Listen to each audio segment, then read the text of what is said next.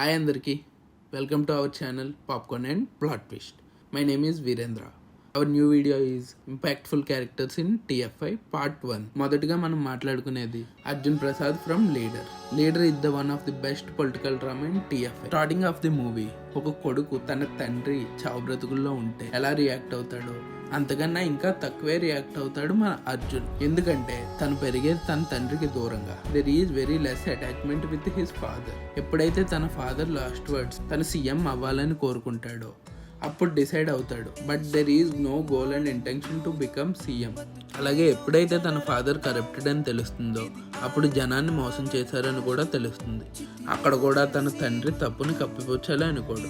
ఆ జనం ఆ తండ్రిని క్షమించాలి అని కోరుకుంటాడు.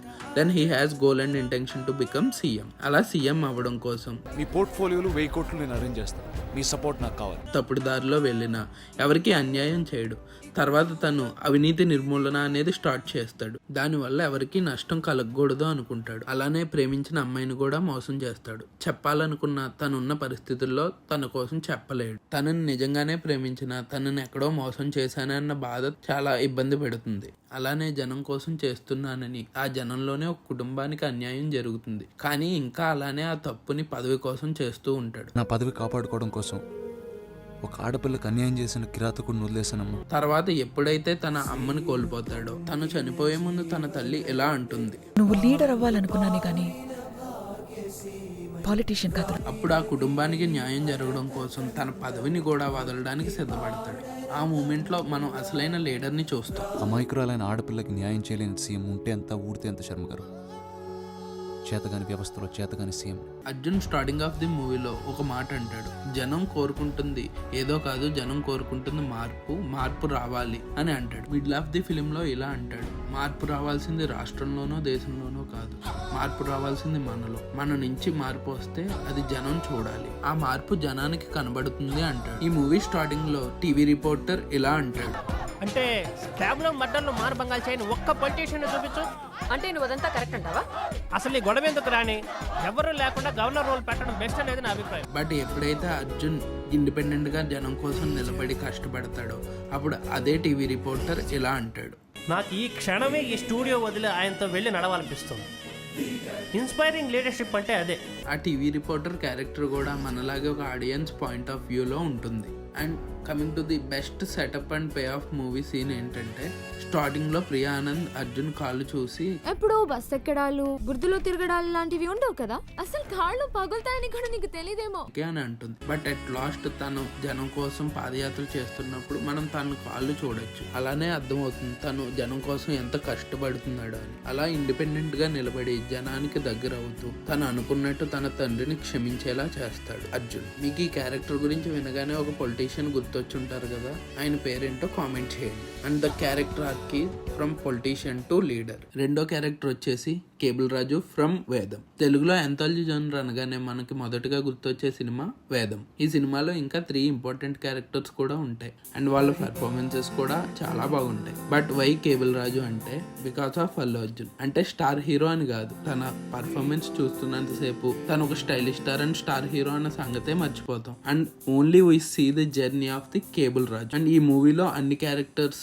పంచభూతాలతో పోలుస్తారు. అలానే కేబుల్ రాజు క్యారెక్టర్ ను కూడా నింగితో పోల్చారు. అందుకే ఈ మూవీలో కేబుల్ రాజ్ మాక్సిమం సీన్స్ లో మనం ఆకాశాన్ని చూడొచ్చు. ఆకాశమే ఎందుకంటే తన లైఫ్ లో డ్రీమ్స్ ఆకాశాన్ని అందేటట్టు పెద్దవిగా ఉంటాయి. ఎలా అంటే రాజుని మన పూజ ఫియాన్సేగా యాక్సెప్ట్ చేస్తే తన బస్తీ లైఫ్ బంగ్లాగా మారుతుంది అనుకుంటాడు. అలాగే ఒక రాత్రిలో తన బ్రతుకు మారిపోవాలి అనుకుంటాడు. మనిషికి డబ్బు ఉంటేనే వాల్యూ ఉంటుంది అనుకుంటాడు. మనిషికి చేసే పని బట్టి కాదు, డబ్బుని బట్టి విలువ వస్తుంది అనుకుంటాడు. కానీ క్లైమాక్స్ లో మనం చేసే పని వల్ల విలువ వస్తుంది అని రియలైజ్ అయ్యేలా చూపించారు. మూవీ స్టార్టింగ్ లో రాజు ఇలా అంటాడు, జూబ్లీ హిల్స్ లో పోతే 2 రోజులు ఉంచారు, అదే ఇక్కడ పోతే గంటలో ఎత్తారు, ఏనికైనా క్యాష్ బాబాయ్ అంటాడు.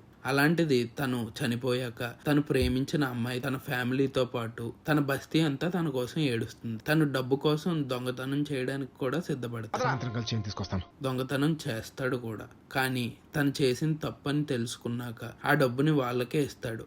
ఆ తర్వాత తన ఏడుస్తున్న సీన్ లో మనకి ఒక ప్రైడ్ కనబడుతుంది. ఆ తర్వాత తను జనం కోసం ప్రాణాలు కూడా ఇస్తాడు.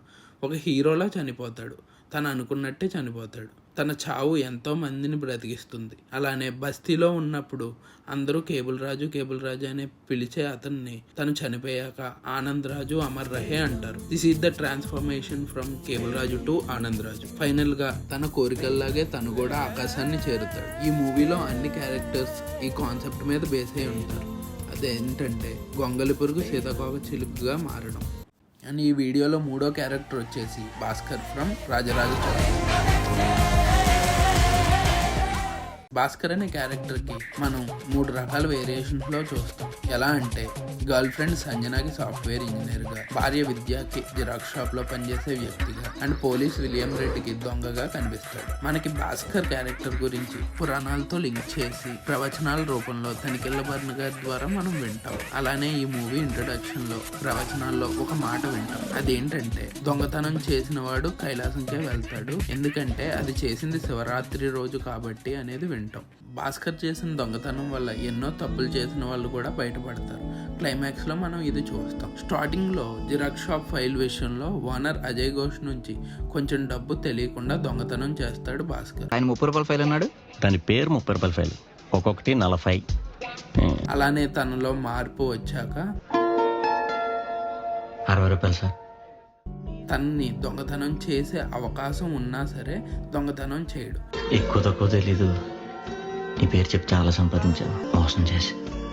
This is the character transformation. Bhaskar తన భార్య విద్యని వదిలేయాలి అనుకుంటాడు. తన చదువు బరువు మొత్తం మోస్తున్నాను అనుకుంటాడు. బాధ్యతని బరువుగా ఫీల్ అవుతూ ఉంటాడు. సంపాదన నా ఒక్కడిదే అనుకుంటాడు. కానీ ఎప్పుడైతే తన భార్య భాస్కర్ కోసం నిలబడుతుందో అప్పుడు అర్థం చేసుకుంటాడు తను ఎంత తప్పు చేశానని. అంతా నా భార్య అనుకుంటాడు అప్పటి నుండి. కానీ అంతకు ముందు ప్రేమించిన సంజనాకి ఏం చెప్పాలో అర్థం కాదు. తన భార్య చెప్పినట్టుగా దొంగతనం మానేయాలి అనుకుంటాడు. కానీ విలియం రెడ్డి వల్ల మళ్ళీ దొంగతనం చేయాల్సి వస్తుంది. ఆ దొంగతనం తన భార్యకి ఇష్టమైన ఇల్లు కోసం చేస్తున్నా తనని తాను మోసం చేసుకుంటాడు. మళ్ళీ తన భార్య వల్లే తనలో మార్పు వస్తుంది. అప్పుడు తప్పు తెలుసుకుని తను చేసిన తప్పుకి తానే శిక్ష అనుభవించాలి అని తానే స్వయంగా ఒప్పుకుంటాడు. ఈ మూవీలో ఒక బ్రిలియంట్ డీటెయిలింగ్ ఒక షాట్ లో ఉంటుంది. భాస్కర్ ఎప్పుడూ విద్య విషయంలో నేను పట్టించుకోవడం ఏంటి, అయినా నామ చేస్తావు ఏంటి? స్కూల్ ఫీజు ఎవరు కడుతున్నాడు? నీ బాబు ఇచ్చిన కట్టినప్పుడు కడుతున్నా? నీ కాలేజ్ ఫీజు ఎవరు కడుతున్నాడు? నేను ఎవరు చదివిస్తున్నాడు? నువ్వేమన్నా ఉద్యోగం చేస్తున్నావా అంటాడు. ఎప్పుడైతే విద్య భాస్కర్ ని సేవ్ చేస్తుందో నెక్స్ట్ షాట్ లో తను విద్య డ్రైవ్ చేస్తున్న బైక్ భాస్కర్ వెనక 1 సైడెడ్ గా కూర్చుంటాడు. దీంతో సపోర్ట్ ఇస్తుంది విద్య అని చూపించారు డైరెక్టర్. సంజనకు కూడా భాస్కర్ చేసిన మోసం తెలుస్తుంది. చేసిన మోసం ఒప్పుకుంటాడు. బ్యాక్గ్రౌండ్ లో తనికెళ్ళ భరణి గారి ప్రవచనాలతో మనం భాస్కర్ యొక్క క్యారెక్టర్ అంతా చూడొచ్చు. అమంతట తాము శిక్ష కోరుకునేవారు మార్పుకి నాంది పలికినట్టే, మరో వాల్మీకి అయినట్టే. అండ్ ఫైనల్ గా ఇది ఒక దొంగ రాజుగా మారిన కథ, బోయేవాడు వాల్మీకిగా మారిన కథ. మన లాస్ట్ క్యారెక్టర్ వచ్చేసి సీతారామరాజు ఫ్రమ్ కలేజా. నీకు అల్లూరు సీతారామరాజు తెలుసు? నాకు చాలా ఇష్టం బాబు, మా తాతకి ప్రాణం. నా పేరు అదే భయ్య. సీతారామరాజు క్యారెక్టర్ ఇన్ కలేజా అనగానే మనకు గుర్తొచ్చే పదం దేవుడు. ఊళ్ళో అంతా దేవుడు అనుకుంటున్నారు. నేను ఏంటి భయ్య ఊళ్ళో అందరికి నేను దేవుడు అని చెప్తున్నా ఏంటి? దేవుడు నేను దేవుడు అంటే దేవుడు, నేను దేవుడు కాదు. యాక్చువల్ గా ఈ మూవీ ట్యాగ్ లైన్ అయిన దైవం మానుష్య రూపేణ అంటే అవసరంలో ఉన్నప్పుడు అనుకోకుండా ఒక మనిషి సాయం చేస్తే ఆ మనిషిని దేవుడిలా భావించడం. ఈ మూవీ అంతా ఆ కాన్సెప్ట్ మీదే జరుగుతుంది. Sitaramaraju character is transformation from human to God. Sitaramaraju character ని స్టార్టింగ్ లో ఒక సెల్ఫిష్ క్యారెక్టర్ గా చూపించారు. ఎప్పుడైతే సంబంధం లేని మనిషికి కష్టం వస్తుందో అప్పుడు చూస్తాం మనం తనలో ఉన్న దేవుడిని. అక్కడ పైన ఉండడు, నీలోను నాలోను ఇక్కడే ఉంటాడు. అవతల సాయం కోసం అడిగినప్పుడు లోపల నుంచి బయటకు వస్తాడు. ఈ సినిమాలో సీతారామరాజు దేవుడు అని అందరి మధ్య ప్రస్తావన వచ్చినా సీతారామరాజు మాత్రం తన దేవుడు అని ఎక్కడా అనడు.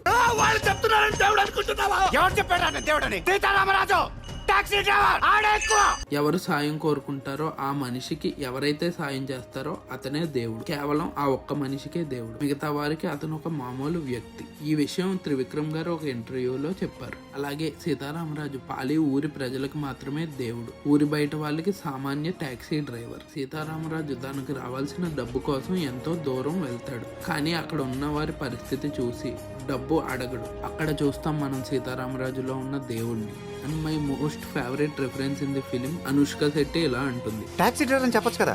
చెప్పాను, కృష్ణుడు కూడా అర్జున డ్రైవర్ అని చెప్పారు. Finally this character arc is selfish man to selfless man. Future లో ఈ మూవీ మీద ఫుల్ లెంత్ వీడియో చేస్తాం.